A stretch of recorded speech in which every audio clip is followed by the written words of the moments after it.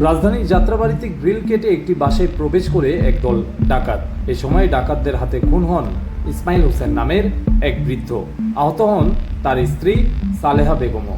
নিহত ইসমাইল ছিলেন বাড়িওয়ালা। মানে আগে থাকতে এটা একটা চক্র পরিকল্পিত আর কি। মানে এখানে কিছু শোনেন, সত্যি কথা বলতে এখানে কিছু ছিনতাইকারী আছে, বুঝলেন? এই ছিনতাইকারী যারা বাবা খোর গাঁজা খোর, যারা এই এলাকায় বাবা বেছে গাঁজা বেছে, এরাই একটা চক্র আছে। এই চক্রটাই এগুলা করে। কয়েকদিন ধরে আজকে নাই, রাস্তার বাতি নাই, নাগিয়া ধারা 11টা বাজে আইসা ঘুরলো একটা দিয়ে যায়, বাসি বাজাই যায়, এরপর আর তাদের কোনো খবর থাকে না। সোমবার দিবাগত রাতে রাজধানীর যাত্রাবাড়ির বিবির বাগিচা ইত্যাদি গলির এই বাসায় এই ঘটনা ঘটে। এই সময় ডাকাতরা নগদ টাকা ও স্বর্ণালংকার সহ মূল্যবান জিনিসপত্র নিয়ে যায়।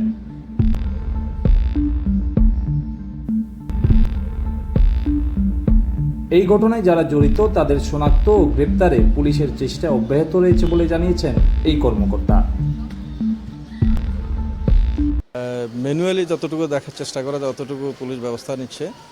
আর যারা এই এলাকাতে যারা অপরাধ চক্র যারা আছে তাদের বিষয়ে আমাদের খোঁজখবর দিন দিন বাড়তেছে। আমরা অনেকেরই অ্যারেস্ট করছি এবং অন্যদেরকেও আমরা অ্যারেস্ট করার চেষ্টা করতেছি। আর এই এলাকাকে কীভাবে সিকিউর করা যায়, এখানে যারা সিকিউরিটি আছে তাদের সাথে তাদের তালিকা নিয়ে আমরা সেই বিষয়গুলো তাদের সাথে সার্বক্ষণিক যোগাযোগ করে এখানে আইনশৃঙ্খলাকে উন্নত করার জন্য আমরা তৎপরতা অব্যাহত আছে।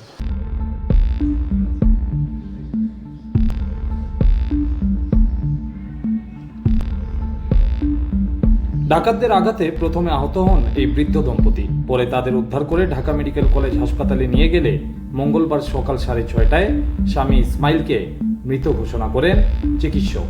Imran Khan, the news, Dhaka.